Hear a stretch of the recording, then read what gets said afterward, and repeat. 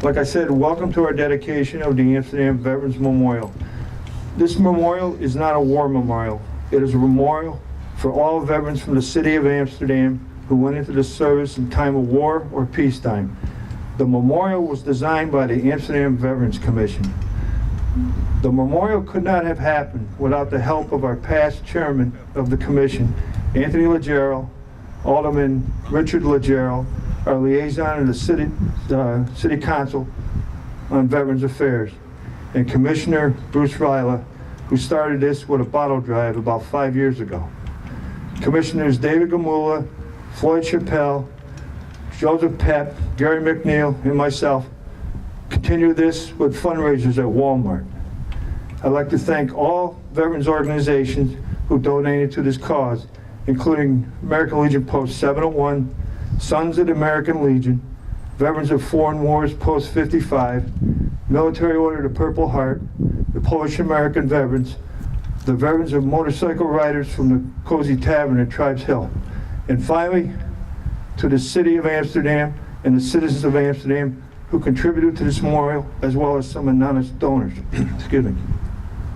I have to thank John Tessero of Cranesville Block, who donated the cement for the foundation, Thomas Krabicki of TKC Construction, who dug the foundation and formed it, City Engineer Richard Miller, and Director of Recreation Ross Spagnola.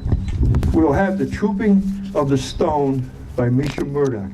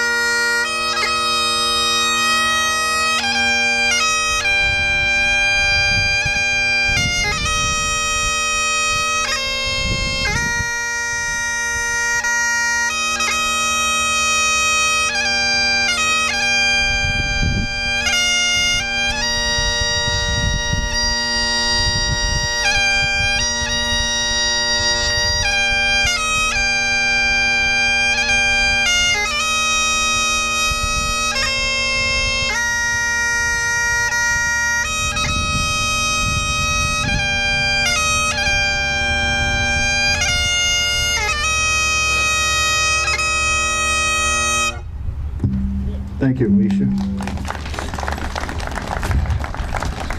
The sequence of events are going to happen.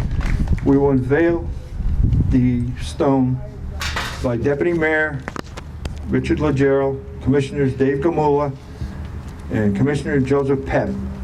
Once the stone is unveiled, there will be a firing and taps will be played. Fire. Aim. Fire. Aim. Fire. Order. Arm. Reset. Arm.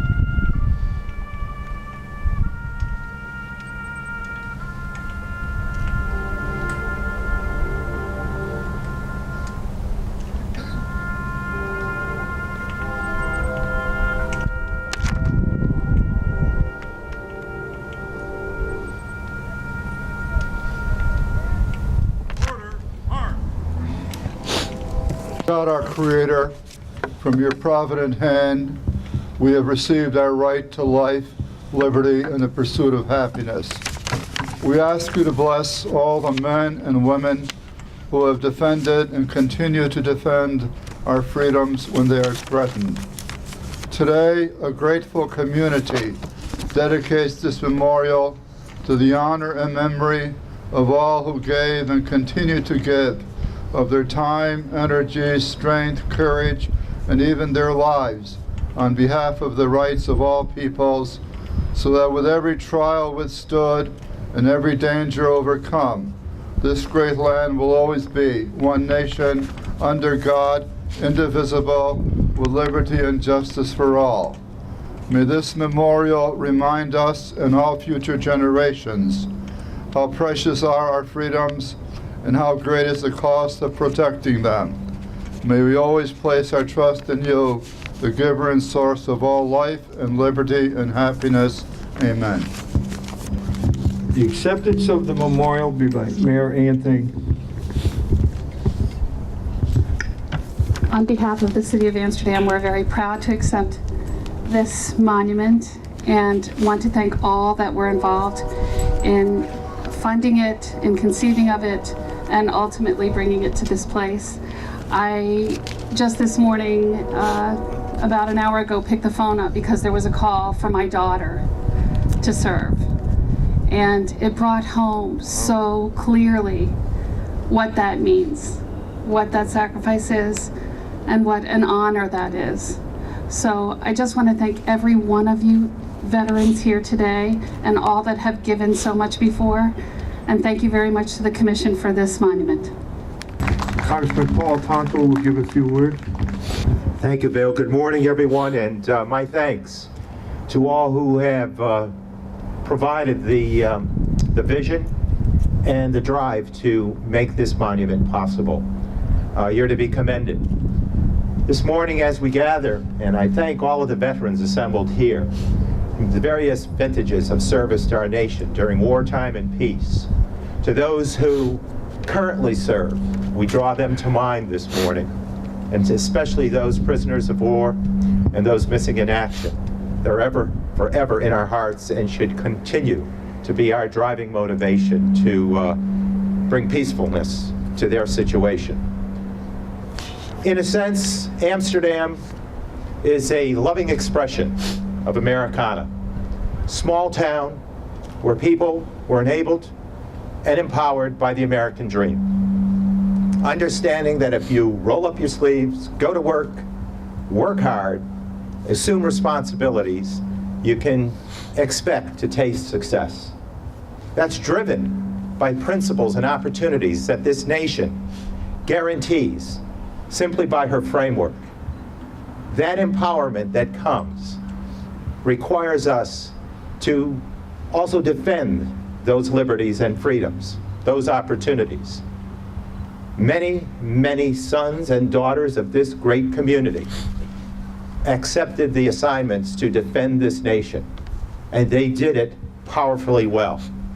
Their nobleness, driven by their sense of patriotism, their greatness underpinned by their belief that this world, their experience in this world, is about something larger than themselves. Their selflessness, their courage, their bravery, their determination, driven by their patriotism, offered a tremendous boost to this nation's military as they defended our principles throughout the course of time. And so this morning, we humbly thank them for their service, and we shall ever remember all who gave to this nation. Some tragically gave everything. They gave it their all with the supreme sacrifice.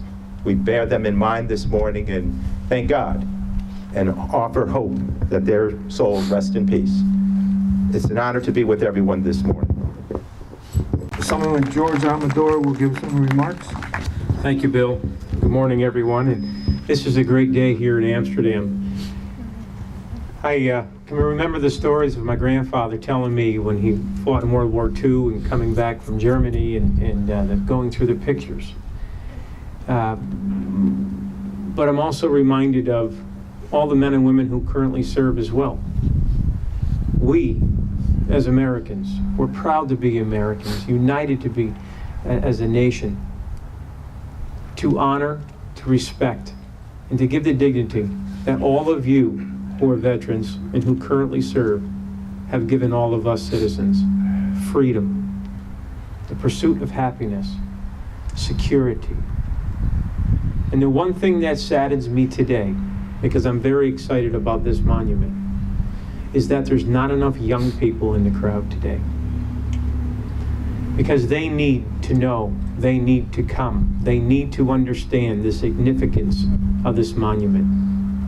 Because they need to pay respect, and they need to be appreciative of what they have as free Americans. So thank you all so much for giving us that freedom.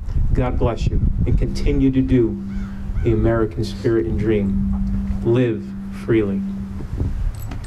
This is a representative for Senator Hugh Farley. Senator sends his regrets. We didn't receive notification till Thursday afternoon, and the calendar was already committed. Last week. He says, congratulations for a job very well done. I know you've even lost some members of the committee since this started 5 years ago. He also says that he hopes this will continue to convey the respect and the honor that this memorial should, and that future generations will learn just how important freedom is and how great the cost is. Thank you. Good morning. I was asked to make some remarks about the significance of the memorial. It's a unique memorial. In all my experience, I don't recall seeing one quite like it. And the significance of it is this, that we started a process some years ago to create a single monument to all veterans of all times, regardless of where they served or when or how. And as we concentrated our thoughts on that process, the single monument became a single stone, and the single stone became a search for the single concept that would best exemplify what it is to be a veteran. The best concept we could come up with to express to the community the significance of being a veteran. And what we came up with, you see before you, the oath of office. Every veteran, man, woman, enlisted, officer, draftee, volunteer, since the time of the Revolution, has taken one version or another of this oath. Now, we didn't pick it because that unites all veterans. We didn't pick it because it is the singular act that defines the separation between civilian and soldier. We picked it because it is an oath not to a king, a queen, a leader, a creed, or even a nation. It is an oath to our Constitution. And that Constitution represents a free people establishing a system of law that is to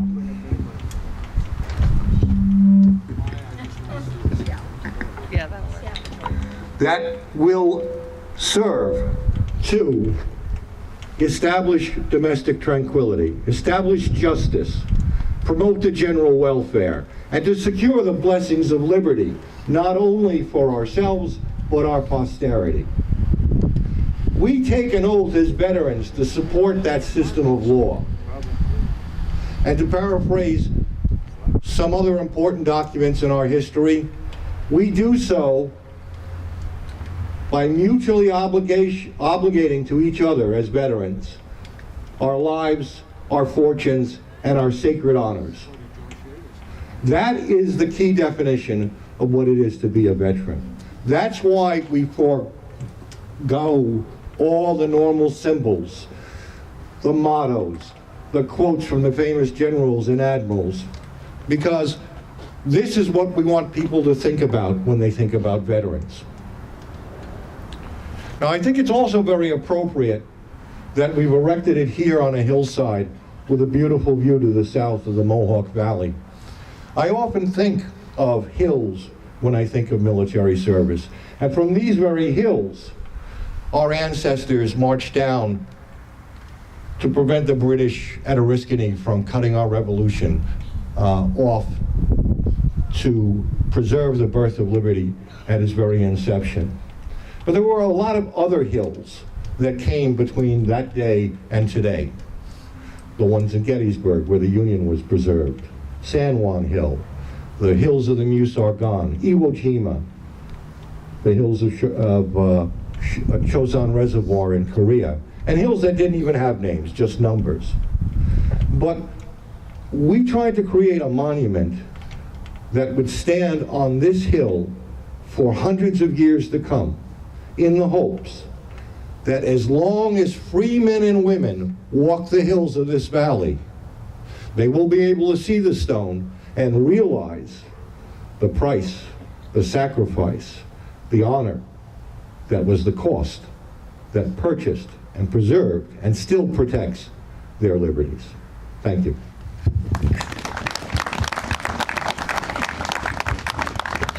Thank you, Colonel.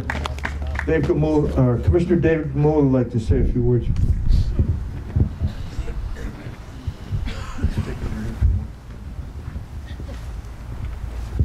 There are a couple organizations here that weren't recognized. As I look around the crowd, I see some of their representatives. The Elks Club, for one, the Ukrainian Club, for another. So welcome. Thank you for helping us with your support. And as someone said on the radio this past week, this monument is a beacon for all veterans from all over the area. And look at them. As I look around this crowd, I know there's probably 150 to 200 people here, and I probably know 90% of you.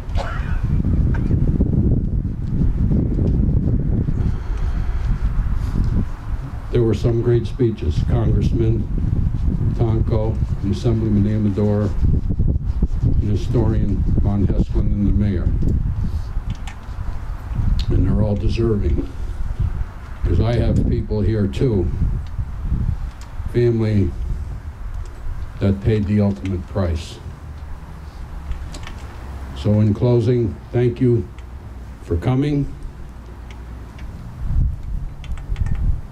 Perhaps we'll get together after this ceremony somewhere, wherever, I don't know yet. We didn't plan that. And one other thing we got, you've all heard of the pavers that we're selling. They're right up here. If anybody's interested in those, come up and see one of us, and we'll take care of you. Thanks again. Before we close, is there anybody in the audience who wants to speak? Okay, thank you for coming to our ceremony. Come up and inspect our new monument. Bill. 5 minutes.